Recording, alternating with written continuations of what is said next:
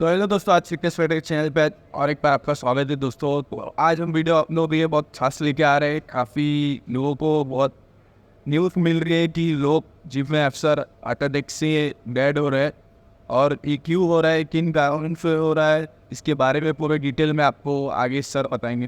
तो दोस्तों आपने देखा है क्यों भाई ज़्यादा करके लोग जो है वो हार्ट अटैक की वजह से वो जिम में मर रहे हैं। लेकिन कि जिम एक ओनली रीज़न है?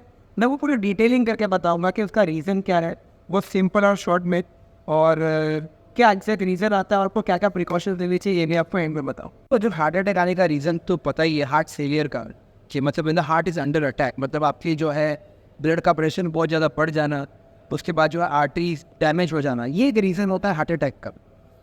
ये आजकल पता है क्यों ज़्यादा हाइप हो रहा है? उसका रीज़न ये है कि सोशल मीडिया, ये पहले भी होता था। और सेकंड रीज़न ये है कि आजकल ज़्यादा लोग जिम जाने लगे, पहले लोग कम जाते थे।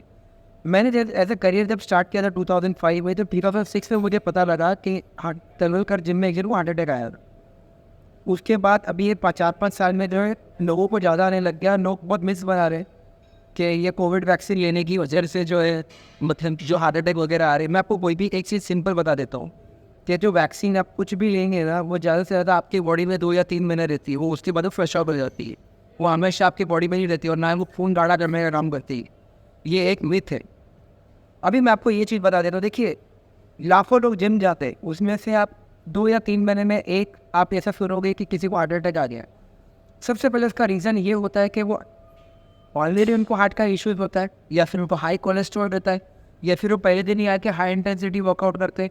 और आप एक चीज़ गौर करना, ये ज़्यादा करके लोगों को ट्रेडमिल पे आते हैं, जब वो ज़्यादा भागते रहते, कंटिन्यू भागते रहते, मतलब आपके जो है हार्ट पे बहुत ज़्यादा लोड आता है, जहाँ पर उसकी सहन शक्ति खत्म हो जाती है।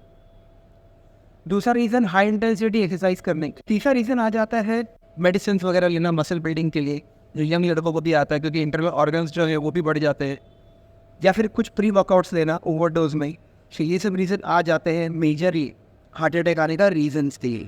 अगर आप जो है, अगर आपको कोलेस्ट्रॉल इशू नहीं है, आप वर्कआउट कर रहे हो, लेकिन आपके हार्ट के हिसाब से आपको वर्कआउट करना है, आप जो कोई ग्रुप क्लासेस चल रही है और वहाँ पर काफ़ी सारे लोग 1-1 साल से ट्रेनिंग कर रहे हैं, उसके बीच में अगर मैं ऐसे को बंदा जो अनफिट जो है उससे भी उनके साथ में वर्कआउट करा हुआ, डेफिनेटली उसमें कुछ ना कुछ तो होएगा ही, या वो फेंट होकर गिर जाएगा, या उसको हार्ट अटैक आना ही आ रहा है, या कुछ भी हो सकता है उसमें।